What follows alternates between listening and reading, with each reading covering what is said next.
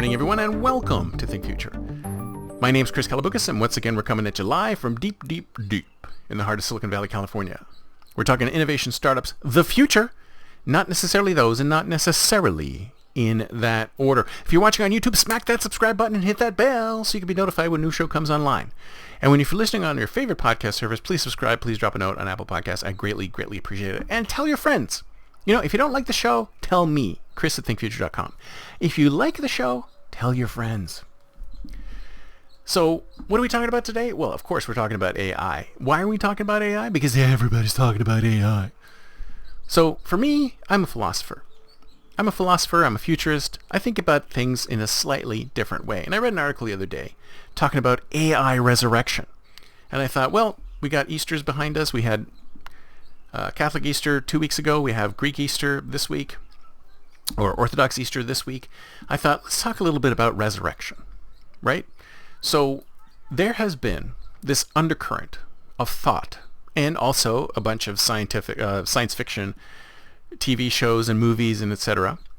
all talking about how awful it would be if we took a person who had died and resurrected them. Now, we're doing this already. Right? We're doing this already in film. Look at Carrie Fisher and look at, what's his name, that guy from in Star Wars.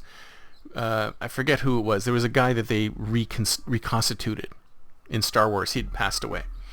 And the CGI wasn't very good at the time, but I'm sure it's a lot better now. So we are already resurrecting actors in movies to play specific roles. I mean, we can tell they're not real because we know that that particular actor has died.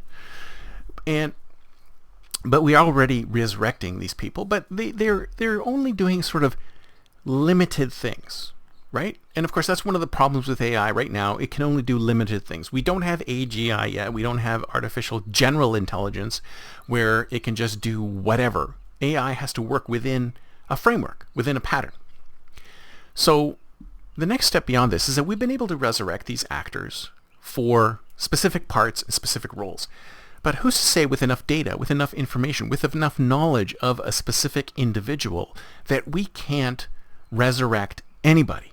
We can't resurrect a digital version of anybody. Now, of course, a lot of TV shows and movies go into, they can actually recreate the physical individual, which is a little far-fetched right now, if you ask me, because, we can't even make human-looking androids. Well, they kind of look human, but they still have that uncanny valley unhumanness. But there isn't any reason, if you ask me, that we can't try and resurrect a human being in a virtual form. Even though the metaverse is, I hear, failing, there's still virtual reality, and there's still the possibility of, if we had enough data about a human being, extant outside of that human being, if that human being were to pass away, would we be able to create a simulacra of a human being, of this human being, a virtual version of the human being, basically, even if not fully, partially resurrecting this human being back to life in a virtual way? If we had the ability to do that, and I'm not saying we do have the ability to do that. Some people might say we do have the ability, and some people say we don't have the ability. But like I said, everything will happen. The only question is when.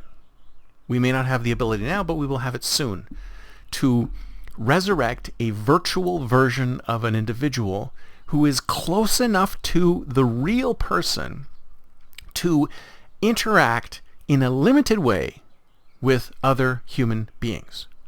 So let's say, for example, you had a father or a mother or a parent who passed away, and maybe not now because we haven't collected enough data about human beings from their birth to their death. But if you can conceive of an individual human being who was born, and the moment they were born, they were recorded, and they were recorded until the moment they died. Their life was fully documented.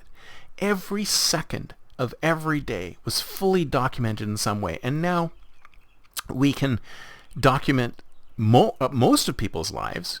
We can document people's locations, there's a certain point in time, say anyone who's born after, say, 2008, 2009, 2010, maybe 2015, where smartphones got really, really smart and were able to track everything.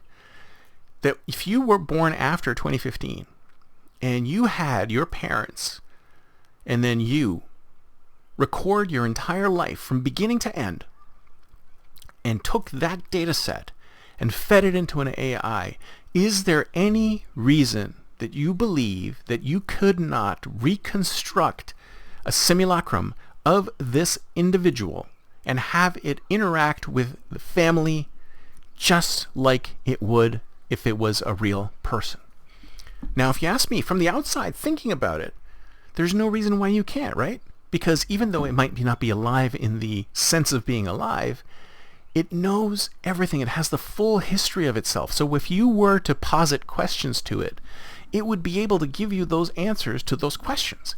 And it might even be able to, especially considering what's happening with ChatGPT, be able to live and grow. Because that's the one thing I thought was going to be an issue with these simulacra, was that you would have a snapshot of the person in time.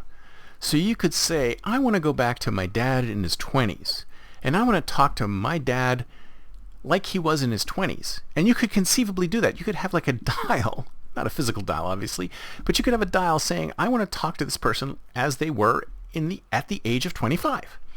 And you could have the simulacra, or you could have the system build a simulacrum exactly that age and have it talk to you as if it were that age. So you could have and if you were 25, you would talk to your 25-year-old dad and get advice from your 25-year-old dad. And it would be able to extrapolate the life of that 25-year-old dad and tell you what it thought based on what your questions were. Now, obviously, times have changed and things are different and the culture is different, but you'd get a nice sense of what that would be. So if we had all of that data, if we were able to resurrect people, if you could be resurrected, like let's say, for example, I mean, there's a lot of people out there who are thinking about life extension. They want to figure out how to live as long as they can, or scientific things in science fiction about cryogenics. I could live 1,000 years if I just froze myself over and over again, etc., etc. What if you could record your entire self into some kind of document or some kind of file, and then an AI could come in and resurrect you after you were dead, and then you as a avatar or a simulacrum could interact with everybody around you as if you were still alive?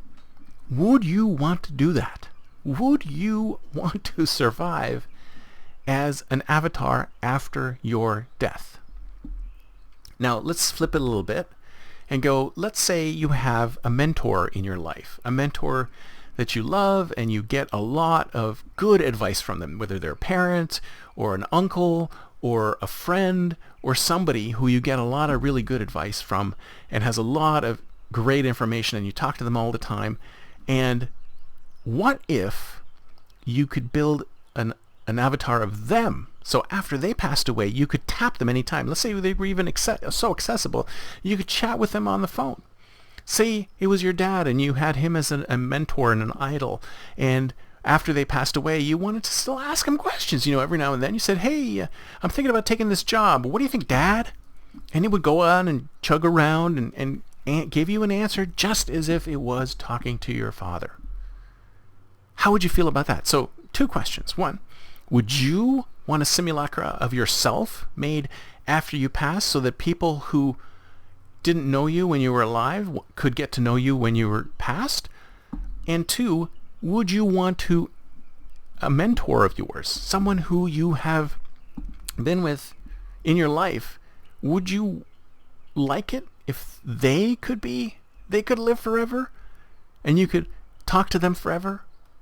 How would you feel about those 2 situations? I'm sure there's other scenarios, like what if you had a pet, a beloved pet who passed away, and you could create a virtual version of this pet? Would you want to create a virtual version of this pet so you can see this pet in a virtual life? Love these questions. So, AI resurrection, where are you on that topic? That's it for me for today. See you next time, and until then, don't forget to think future.